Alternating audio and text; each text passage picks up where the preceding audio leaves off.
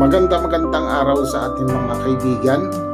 Ito napadaan nga kami dito sa General Trias, boundary ng Dasmariñas at General Trias. Nakita namin itong napakagandang ongoing flood control dito sa Barangay Sabang ba ito? Barangay Sabang? So Barangay Sabang, di ko alam kung Barangay Sabang. Oo. Di ko alam kung Barangay Sabang talaga to. So may nadaanan kami. Ayan, so may nadaanan kami dito guys na flood control Ito So napakaganda ng pagkagawa na nila. May bakal na tol. Bagong ginagawa nila, marami ng bakal. Ayan Ayan, di ba? So napakaganda na ng kanilang pagkagawa. Siguro dahil nga dun sa pumutok na yung mga kababalaghan kaya ito inaayos na nila ng maayos Kasi kung napapansin natin guys yung mga luma doon parang may mga giba-giba na tapos nire-repair nila ngayon. So naandyan ang kanilang mga equipment yung mga backhoe, yung mga grabe. So kaya lang nakatiwangwang ngayon, parang nakatiwangwang, walang tao na gumagawa. So pero hanggang yan doon kasi hindi kami makapasok doon kasi wala kaming daan. Mahaba ito.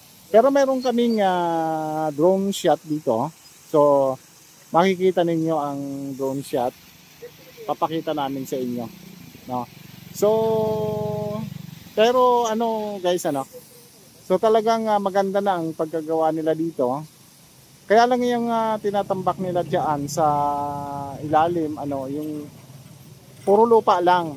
So puro lupa lang yung nilalagay nila, walang mga graba, walang mga So kung medyo mahina ang pundasyon nito, pag nakalkal ito ng tubig, so sabay-sabay itong bababa rin Hindi natin alam kung gaano kalalim yung hukay nito, ang libing niyang na yan pero sa tingin ko ay nilaliman na nila yan kasi yun ang nagiging dahilan, ang mababaw na pundasyon nila kung bakit nagigiba at nagiging mahina yung kanilang mga flood control na ginagawa. Pero sa ngayon dito di ko alam kung sakop pa ba ito ng Dasmariñas, Cavite o pasok na ito ng General Trias. Pero sa tingin ko ito ay pasok pa ng Dasmariñas. So Barangay Sabang nakikita namin dito guys. Ayan welcome to Barangay Sabang. Baka doon sa kabila siguro yan Basta dito lang to. So napakalalim nitong ilog na ito Ayan, di ba nakikita natin na napakaganda na ng kanilang pagkagawa. Kaya lang walang graba sa ilalim, puro lupa lang. Ayan, tama ba yan guys? Ayan kasi ngayon di ba? Sabog na ngayon yung flood control sikat na sikat sila. DPWH sikat na sikat ngayon. Mga congressman, DPWH officials na mga sinasabi nilang nangungurakot hindi naman natin sure kung talagang sino ang nangungurakot yan.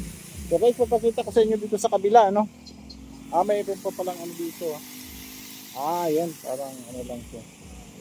So pakita ko dito sa inyo sa kabila na hindi pa naaabot ng kanilang concrete flood control.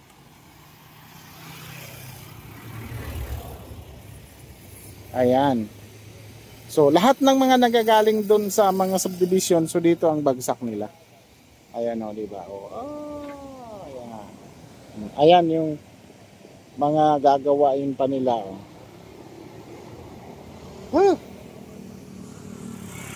Takot ako dito guys, takot ako. Okay, so maraming salamat din guys. Thank you guys. Ayun pinakita lang namin sa inyo itong flood control project dito sa Cavite, Dasmariñas, Cavite. Sa kapayatin so boundary ito ng General Trias at saka Dasmariñas, Cavite. So magandang umaga sa ating lahat.